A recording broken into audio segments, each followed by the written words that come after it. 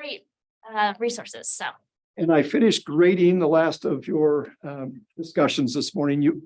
I'm just so pleased with with the discussion that's happening around each of these seminars. And last week was an important seminar for all of us. And some of you were pretty candid, open, and vulnerable.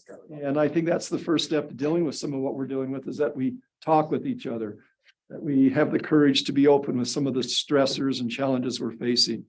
So thank you. And we'll have to do that one maybe from CAPS every semester. By the way, I learned two things from your discussion. Silver Cloud. Who knows a little bit? Yolanda, tell us about Silver Cloud. I don't think most of us knew about it.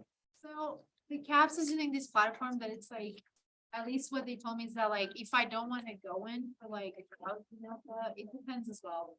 But it's kind of like a module. So they put you like in specific like classes, and I was actually in the stress management one, and then like I have modules, and like the first module is going to kind of just like figure out like how you work and what are your stresses, and then as soon as you figure it out, like you have the other modules that you go through, like to talk about like how to manage stress, like how to communication and relationships, how that affects.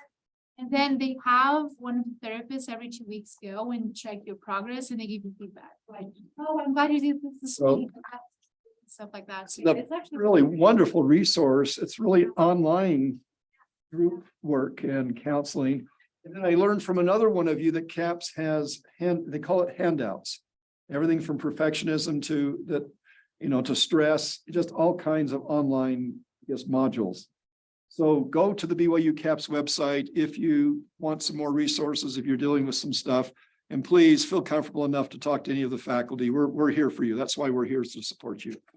Well, we're grateful to have another wonderful seminar. I'm going to turn the time over to Dr. West to introduce our speaker. After we have a prayer by Melanie. Please. Right. Melanie's going to offer a quick word. Our Father in heaven, we're so grateful to come together this beautiful day.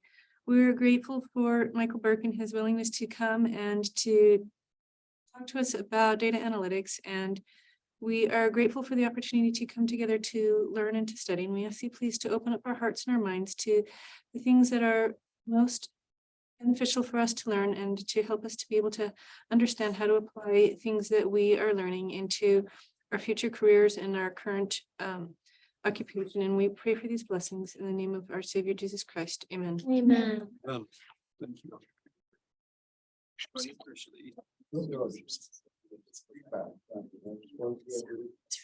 So hopefully. Sounds good. Sounds good. All right. Well, welcome everyone. Welcome to IP&T 461. You didn't know you were attending my class today, did you? In my IP&T 461 class, we are doing some evaluation work, and one of the students, well, a couple of the students said, we would really like to learn a little bit more about learning analytics and how that can be used for things like evaluation. And I said, that's great. I don't have those skills. And one person said, I got you. I know Michael Burke. I work with him. He's fantastic. And so that's how this all got arranged. So technically, this is a part of my class. And so I got a couple students that are joining us from 461. So thank you guys. And but the rest of you from the graduate program, I think you'll find this very interesting as well. Michael Burke has an 18-year career in data science and an MS degree in data analytics. He's worked for some big companies such as Airbnb. I want to hear more about that. Oh, actually, and the church, as well as dictionary.com and Myers-Briggs and lots of other organizations. He runs a laboratory right across in the Kimball building, the Broomall building, the Brimwall building. Yeah. That is a PR laboratory where PR majors are using analytics for their PR and marketing work, and does some really interesting things there. And I'm just thrilled that he's able to be here and share a little bit with us, because I think we also want to be doing quite a bit with learning analytics and data analytics in general in our field. So thank you, Michael, for talking to us. Well, thanks for the kind introduction. I'll go ahead and share my screen now. Mm-hmm. Okay.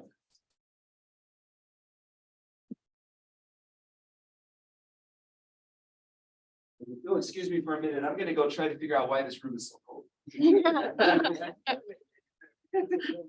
Haley, you're never cold. So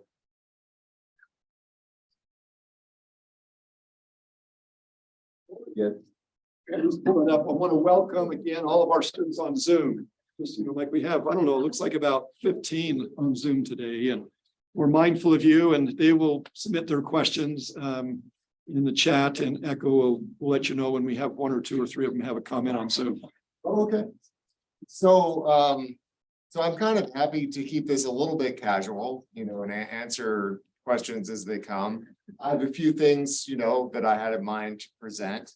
But, for the most part, I kind of want to be here. Since I'm not entirely, I think that we have a mix of undergrads and grad students, and I'm not entirely sure where everybody's, lines are as far as data analytics. I realize there may be kind of a wide range. But I thought it would be, just to kind of get things going and liven things up, to do our own little experiment here and create our own data set, just to kind of get people thinking about data. So I'm not, before I show any like slides or anything like that, maybe we won't even get to them. We're gonna actually like go through our own exercise in creating a data set and thinking, and it'll get us really thinking about like what data is and what usefulness it might have. So I need to volunteer somebody who is very non-self-conscious. Somebody who's okay with, as a good. Yeah, good yeah. sense of- Everybody saw that. Okay, excellent.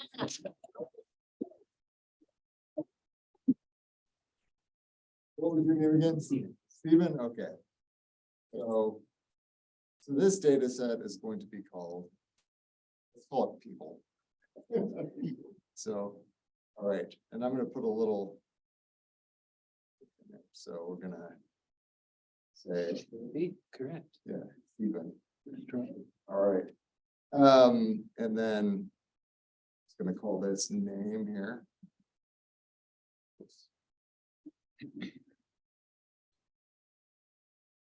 Okay.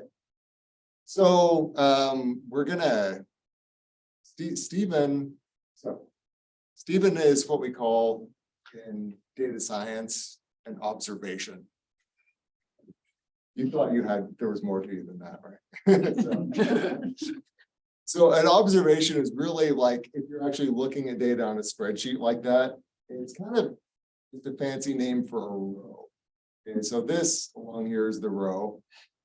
This up here, these that go down, vertical are the columns. Okay. So Stephen is an observation, otherwise known as a row in a data set called people. Okay. So what is, anybody like come up with just a 1-sentence answer for like, what is data? Organized information. Organized information. Yeah, that's good. That's a good one. Because that's what we're going to try to do. We're going to try to organize everything that we can, all the information that we can about Stephen. So, yeah, so organized information is just information that somehow describes something. It could be something like physical in the real world. It could be an event. It could be a concept. Data is really like kind of loose. I once wrote an article where I said, that even for most people, like, chimpanzees throwing paint onto a wall might not be considered data, but if you're a primatologist, maybe it would. So it's really, really broad. So we have to, like, I think, like, think about data, think about it as kind of being anything that could possibly have some descriptive value for anything. And data comes in different categories, and we'll talk about that. You can actually, even though it's so broad, you can actually fit it into a couple different categories. All right, so Stephen is a person. And there are many ways that we can describe Stephen. Okay?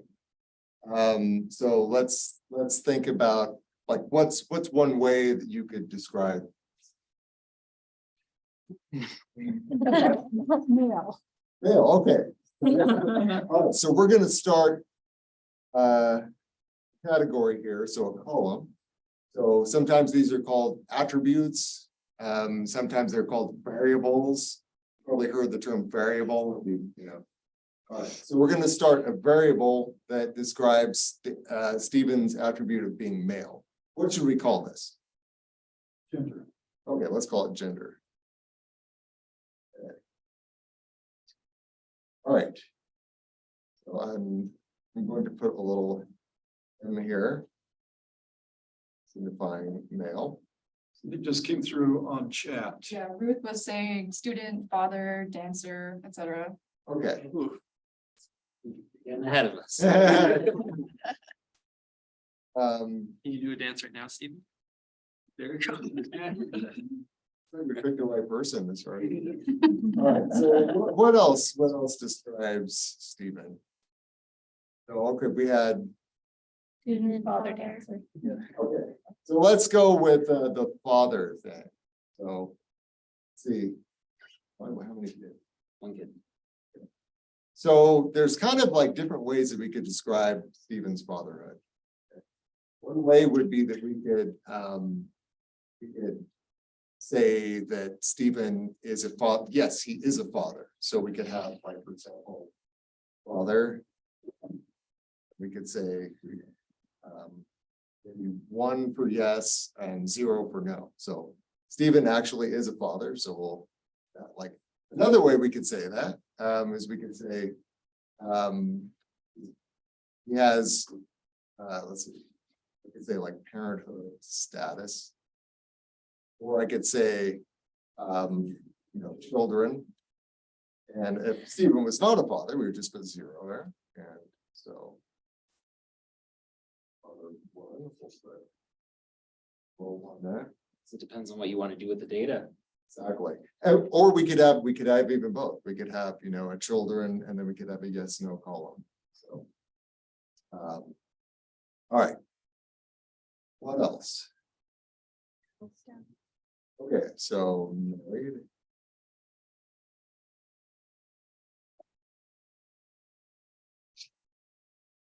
Okay.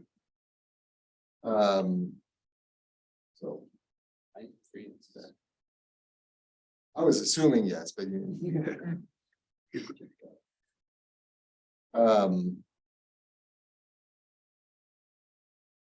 Yeah, I was at UC Davis for a little bit and never would have assumed that. Okay, so. All right, so let's look a little bit and talk a little bit about some of the things that we have here so far. So these we've got our observations, Stephen. We've got a couple of different variables about him or attributes. By the way, why are these called variables? Like what would be? They change observation, vary. Right. So what's your name? Bennett. Bennett. So for example, we're not going to put you through this. but next, if say like, Bennett was the next observation in our data set, he would have, we'd look at him using the same variables, but they would vary. So some of this stuff might be different. All right. So one thing I've noticed about what we've got so far is that we've got a couple of different types of variables here. So we've got this is what I would describe these two, gender and married, as categorical variables. Anybody know what categorical means? Sort them. Category. Right. They just fit into categories. Okay. You represented numerically, or like it can be like a 1, 2, 3, but it's a yes and no, male, female. Yeah. I mean, they could be like, you could have 0, 1. But they wouldn't be like those would just be stand-ins for categories. It wouldn't actually be numbers. So yeah, so they're not really numerical representations of anything. They're just categories. So this one here is kind of interesting, children, because it is numerical, sort of. It can kind of be either way. Because it's numerical in the sense that there's a number attached to it. I mean, this could be 7, 8, 9. you know, someday. So, but it's also kind of, it's a little bit, you know, it's a little bit narrow, it's a little bit limited in terms of how many. Like, for example, so if we were to put height here, Anyone guess? 5'10". And Quarters of an inch. 10 3/4. I claim it. Do this for a living.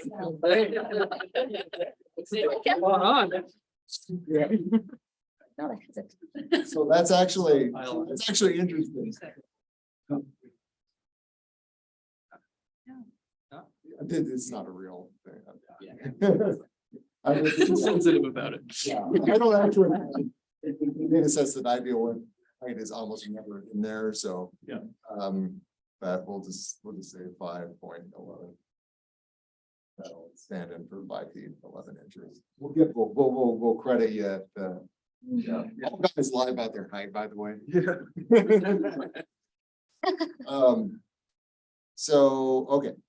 So this one is kind of interesting because you have two numeric variables here. You have children and you have height. And he brought up the point that, well, he's not exactly 5'10", and he's just slightly under 5'11". Okay, so height is what we call a continuous numerical variable. Okay, so it actually, like, it could, you know, be, I mean, you could continue to write, like, if you were, you know, if you were putting this as a decimal for a long time, where you actually got your exact height. So I could say, you know, 5'10 3/4. Well, you're probably not really 5'10 3/4 if we got, you know, one of those really sophisticated, we went over to the Eyring Science Center and got some of their instrumentation, you know, it wouldn't be exactly that either. So this is continuous. It can actually be like almost like an infinite number of values. So, which is kind of interesting to think about. Precise. Yeah, yeah. So, you know, and it depends on, I mean, you know, probably for what we do in my field of, you know, communications and public relations, it does not need to be that precise. Probably not for what you're doing either. But, you know, it's just kind of interesting to think about. Whereas children, so this has to be, should be like, could it be 1 3/4? Would that really make any sense? I mean, I have half a child. Yeah. Pregnant, to clarify. I can't play that.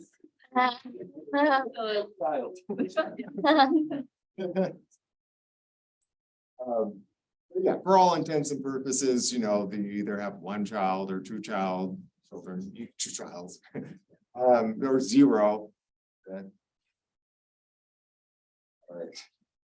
So we've got a couple of different kinds of variables here. We've got, you know, categorical variables. We've got numeric continuous. We also have, so children is kind of something that you think about as being, sometimes it's referred to as a nominal categorical variable. So in other words, like it has some numeric representation, but there's still categories. So like, for example, married is not, you know, yes or no, it's not nominal. There's no numerical, you know, representation there. There's no ordering. All right. Let's think about some other stuff. What else?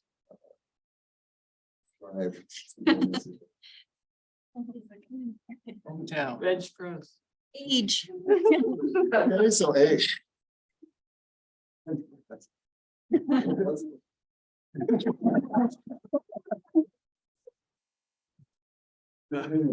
Bench, I'll press against it. You gotta laugh. Let's say, yeah, he bench presses 250 pounds. At least. He benches. Yeah. And the age. Guesses? 26. 27. 8. 25. I thought you were saying right. I was like, oh, No, higher. 32. Ding, ding, ding. 32? 32.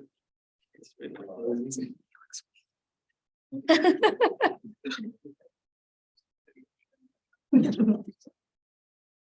been told I have a baby face, so it's fun to hear in the room. Yeah, I agree with you, yeah. All right. So. I'm just gonna make up a bunch of stuff about you, Bennett. You're only off by 4.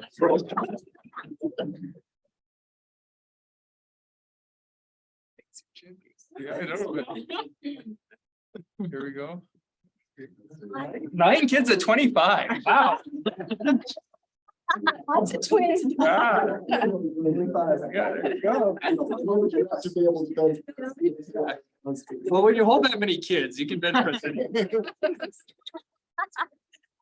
All right, so we've actually like here, we've collected a data set about different, right now we only have, 2 different observations. But, presumably we have data about people. And any other else we should know about you, we should add to the data set. Say they're-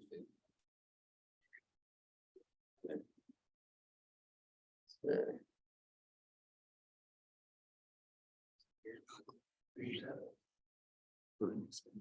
We're gonna, on the count of 3, we'll say our favorite color. Ready?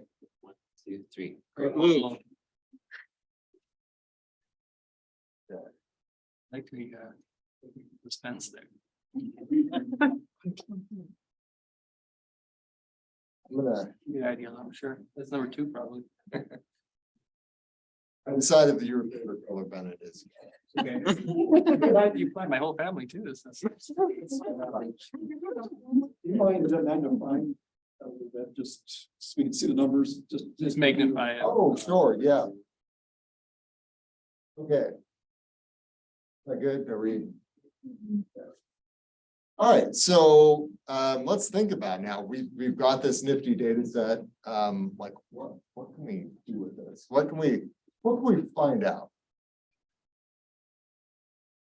Think for just a minute. The average number of children of men in the IP&T program is 5. Yeah. So we could put, the average number of children per day. Okay. If say, we added a woman here. So what's your name? Don't worry, I'm not gonna. So let's say that you have 6 children. So right here, we could say, for example, we want to compare the average number of children for men in the program to the average number of children for women in the program. So that's right there, just like a couple of things that we could do. So we could do the same thing for age. We could say, all right, well, what's the average age for men in the program versus the average age for women in the program? So bench press, this would be kind of interesting. 400. Yeah. Strong.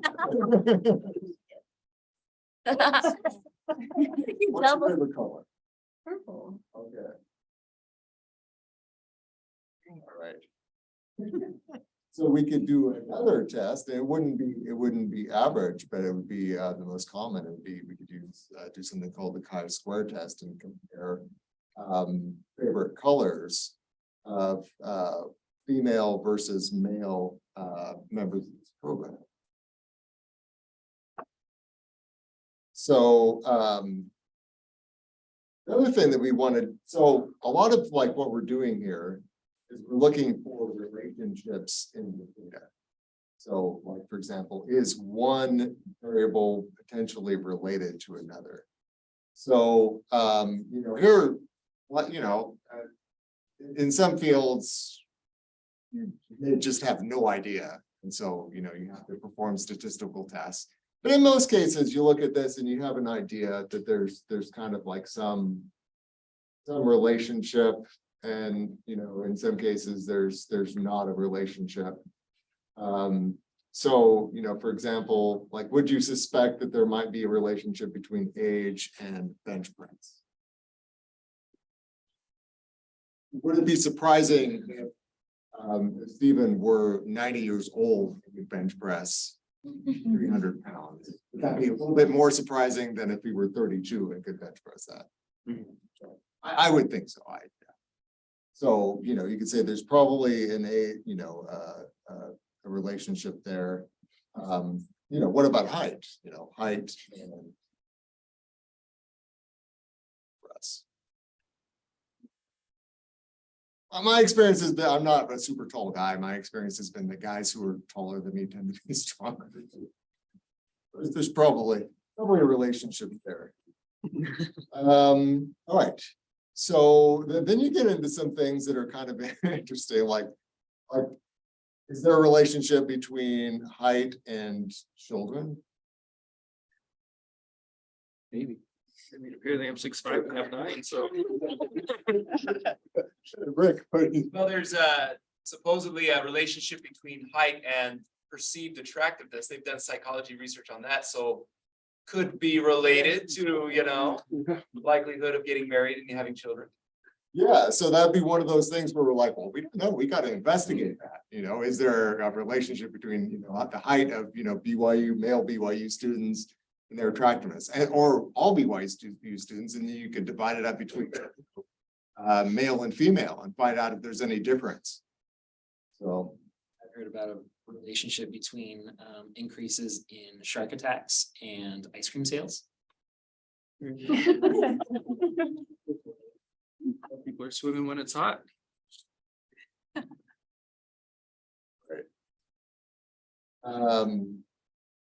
So anything in here that you think is probably just, there's no chance that it's related? Their height and their favorite color. Yeah, you'd think. I mean, like, if we did find a correlation there, it would be highly surprising. But, you know, these are the kind of things that, like, when you're doing a study, you know, you do have to make some judgments. And so, and then another thing that you want to think about too is, you know, which might be the cause of the other. Okay. So, for example, you know, we're investigating the idea that there's some relationship between marital status and height. Okay. Which potentially would be causing the other, like having an effect on the other. Would marital status have an effect on your height? Might have an effect on your ego. Your ego like goes down, right? The longer you're married.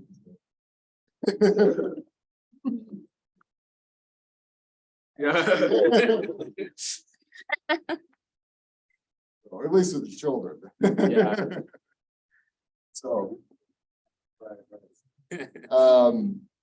So which is, so in which direction does the relationship, if there is a relationship, would it most likely go? Well, no, that height versus height and marital status. Oh. Like, is marital status influencing your height? Or could height potentially have an influence on your marital status? If there is an influence, it would go from height to marriage. Right. Yeah, we could just use logic to. So these are kind of like just basic things, you know, that we think about. And so really, like, you know, the first thing, you know, in analytics and data is just kind of like looking at the data set like this. Just thinking about it like that, you know, like, well, what kind of variables do we have? So that will, you know, give us an idea of what kind of method we use. Maybe we won't get into that too much today unless somebody has questions about it. But it, you know, it also give us an idea of like, well, what could we potentially learn from this information that we have? Is there anything of value that we might be able to get out of this?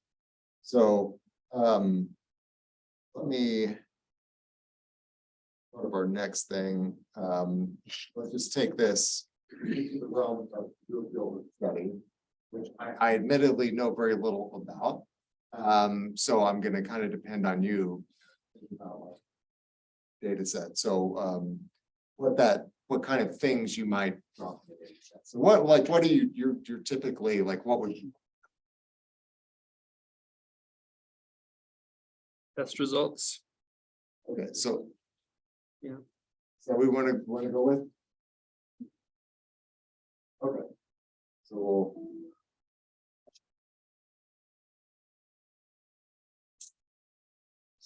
Michael, I have an interesting question too, and maybe more for the students here is, and you can keep going with what you're doing, but a lot of times when we look at learning analytics in our field, it's things like, test results, or it's like, did they view the material? Did they access the material? Did they respond to a comment, or, did they leave a comment or something like that? And that can be helpful, but I've often felt unsatisfied with that data. And I reflect on what it is I think matters in education. And I personally care a lot about social learning. So I think, well, how much did they engage with each other in the learning? And I'll be honest that I haven't been able to really figure out how to capture data on that. And I don't know if anybody in the room has a thought on that, but that's something that I've often thought about is how can we get data on the things that we really care about in learning? That's an interesting question, a little bit different than what you're maybe going for right here. Well, I don't know, let's make this our dream data set, and so let's think about like how, let's start out with just some basic stuff. But then think about, like what actually might be attributes or metrics or variables that would give us answers to that. I think that a lot of times that's, usually we actually start with a problem and then gather data that, give us an idea of that problem. Sometimes we have data available. Right. So to that end, here's the problem. Online learning, 80% of Gen Z during the pandemic said they felt isolated and alone and lonely, right? We were all doing online learning, right? I don't think online learning has to be lonely, but people felt it was. So a lot of my research is trying to figure out how can we make online learning feel less lonely? And how do I know if it's working? Like, how do I know if people are connecting, relating to each other, interacting with each other in ways that are positive? That's the problem, I guess. Trying to figure out how to make online learning less lonely. Okay, great. I actually love this problem. So let's think through like what the data set might look like and what types of things we might look for. And then we can think about how we might potentially acquire that information. All right, so the first column here is always the observations. So what would be the observations? What would we be looking at? What would be the Either the individual student. Yeah. Is that what you mean? Like, Yeah. it could be like their name or their identifying number. okay? So since I'd imagine that in your field, like privacy is a big deal. Let's give them an identifying. Somebody like hacks your system. You will get in trouble. Okay, so. We'll pretend like these are actual valid student IDs. Just realize that. All right. Yeah, good for you. Okay, so let's think about like we're wanting to gauge the effect that online learning has had on students. Or different things we might try in an online class. If I try something new, am I helping students engage better with each other, for example, or feel more connected or something?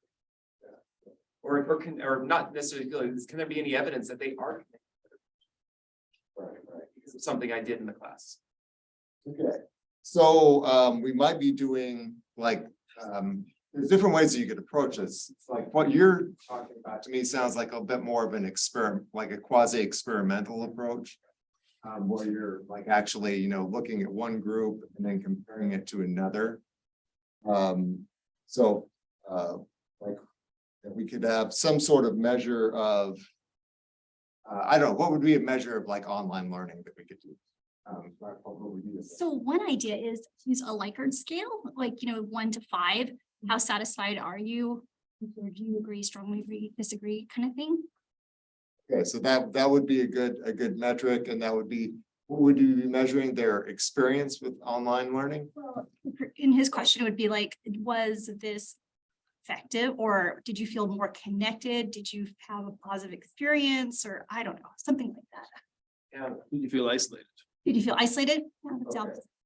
So, we could call this like, maybe like level of isolation. Just for the sake, this wouldn't be necessarily something they would see, but. There is such a thing as a social interaction scale, 9 items.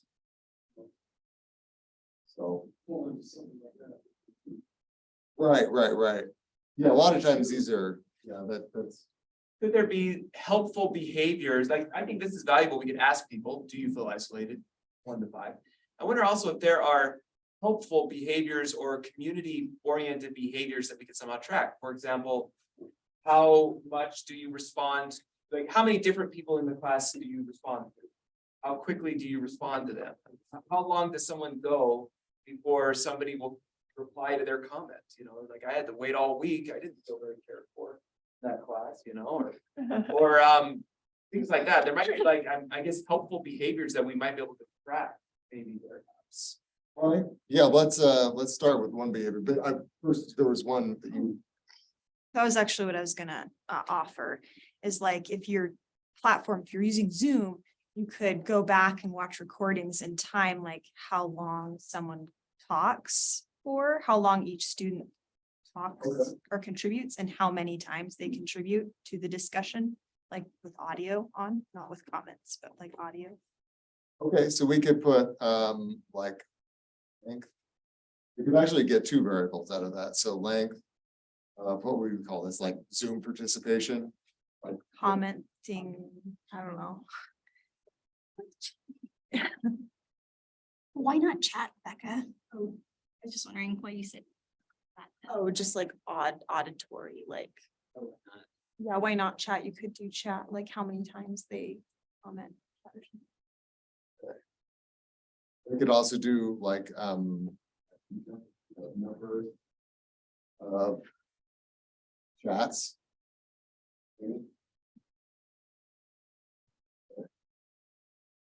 So right here, these would be measured in probably seconds or so.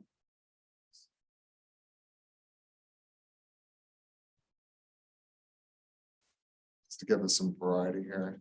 And just a quick side note, so I'm engaged in teaching the 373 class, and something that Zoom can give as data is how long students are online. So that's also telling for, how long in the discussion they're actually there. So it'd be like people getting up and walking out of class in the discussion, or super late. Yeah. Have a number of upvotes. Number of responses to this deal.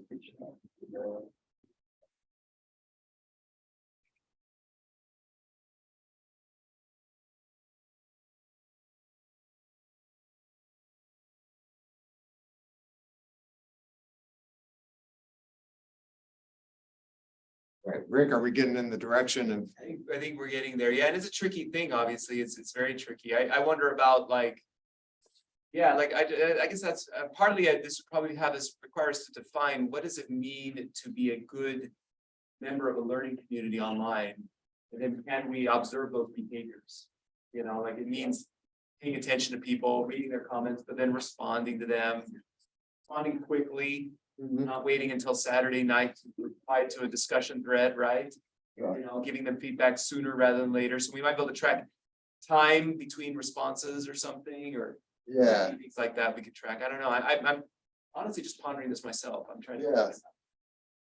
What about camera on? Like, If it's a secret. Right. Well, I even wonder if, they've got technology now. This technology isn't widely available, but technology that can read facial expressions through your webcam, right? So what if percentage of time that you're looking positive or happy in the class versus bored out of your mind? Like that could be interesting to know. I don't know. So yeah, and actually, like just right above, right above my lab, Dr. Kevin John runs the biometrics lab. Yeah. They actually do like they have software that like looks at people's faces and, you know, can read responses to things. So actually it is possible to do this. So. Possible, not widely available. Yeah, not easy. Well, I gotta introduce you to Dr. John. Question is like, if you're observing facial expressions, right, on Zoom or whatever, and they have like, they're frowning or whatever. What if it's not because of the content or because of the interaction, but because of family life or something else, right? Like, how do you do that in the So, yeah, so that's a really interesting question. Effective engagement.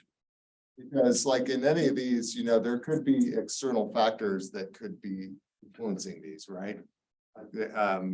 Sometimes they're called hidden variables. So, you know, we might want to collect data on other things. Right now, we kind of have, you know, their own measure here, you know, with the level of isolation. But there's also a lot of other things that are really just kind of measuring their behavior. But we haven't really gotten into much about them, right? So some of those data points that we brought up, Stephen, like what's marital status, maybe marital status and having children as an influence. I would kind of, as somebody who has a bunch of children myself and has tried to do stuff at home, people ask me like, oh, do you miss working from home? And I said, no. I can actually get work done. Oh, is it? Wow, now it's gone by really fast. Yeah. Yeah. All right, so anyway, well, I think that hopefully we get an idea, and you can sit down. Or you can, hopefully we have a little bit of an idea, you know, like how you would start to put together the data set. You know, I would suggest adding things like that, you know, demographic, you know, possibly even if we have access to psychographic information, adding that in. And then really diving in and looking at, you know, how these things, you know, could potentially influence each other. You could do all kinds of statistical and machine learning models you could run on this. Linear regression, which is something that you actually, if you took high school algebra, you actually probably already done it. But it's actually one of the most common machine learning methods for analyzing data like this, where you find out if there's relationships between not just two things, but actually multiple things on here. So, you know,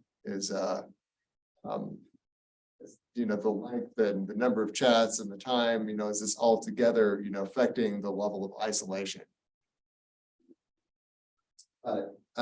Yes, but since I guess we've gone through this a lot faster than I thought, but let's open it up to questions. Things in the chat. Do you do most of your work with communications and with social media? Some of our students then remote. Yeah. Yeah, so like our data that we analyze is basically anything related to communication or description of people. So, I mean, our area of focus is understanding audiences, understanding publics. So anything like any data that either describes people or has some sort of, you know, descriptive value for how they communicate is data that we're going to be interested in. But we have some pretty awesome tools for gathering, for example, social media information. So anybody cares to come over, I can certainly give you a little demo. What's the tool you spend most of your time using? So we use for social media and for understanding news media, we use Meltwater is the tool. We also, to dive into Facebook data, we use something called CrowdTangle. We also analyze search, like Google search data a lot.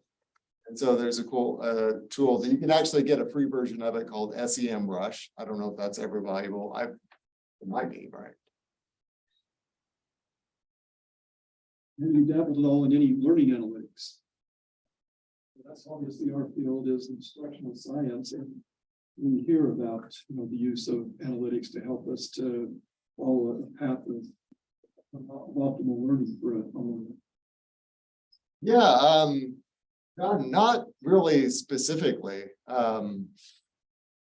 So I think that, the approach, there'd be, a lot of crossover in the approach that you take. It's just a matter of, kind of like what answers you're trying to get. But actually, let me backtrack on that, because one of the things we do look for is like how people absorb the messages. How are certain things influencing their thought, which would be very much, I think, in line with learning. I mean, learning is a little bit more structured. But that same objective of like finding out like, well, how is this actually impacting, people's thinking, their progress.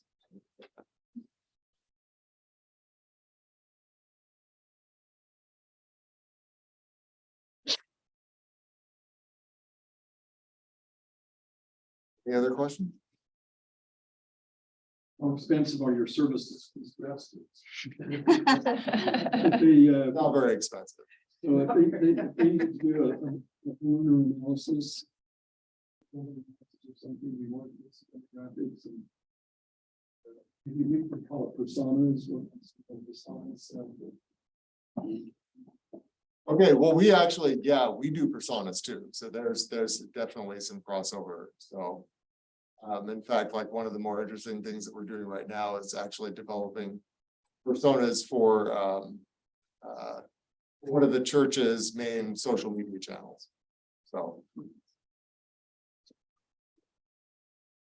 Maybe a question, I know we're about out of time, Michael, but if people wanted to learn about how to do data analytics, what courses or learning opportunities would you recommend for them? So there's some really awesome stuff that's just available for either free or really cheap online. So for example, has anyone here used Khan Academy? Yeah. So Khan Academy has a great section on statistics and probability that is really kind of like a good foundation for just understanding data. So I would actually recommend that. It's free. I think that Salman Khan is the greatest math teacher on the planet. So, or it's like just making it accessible and interesting for everybody. There's also so there's Coursera, but I actually like Udemy better.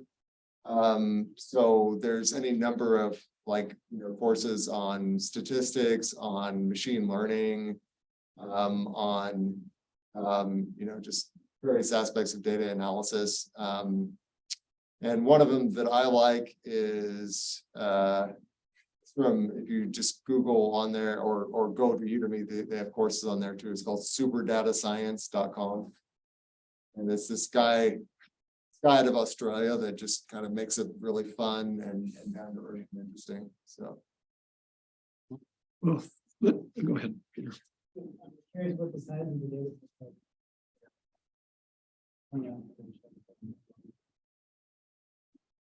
yeah, well, I mean, they can really vary. I mean, you don't necessarily have to have like huge samples of data in order to get valid conclusions from it.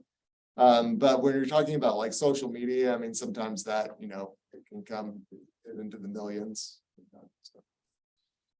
And for those of you that don't know, probably the one professor or faculty member that does the most in our department, especially with social media data scraping, would be Dr. Kimmons. And we're hopeful that from today's discussion presentation, there's a couple of you that are just going to, just be so enthralled with analytics that this is going to be your life, your second life. But we want to thank you, Mike, for taking time with us today. Let's give him a round of applause, please.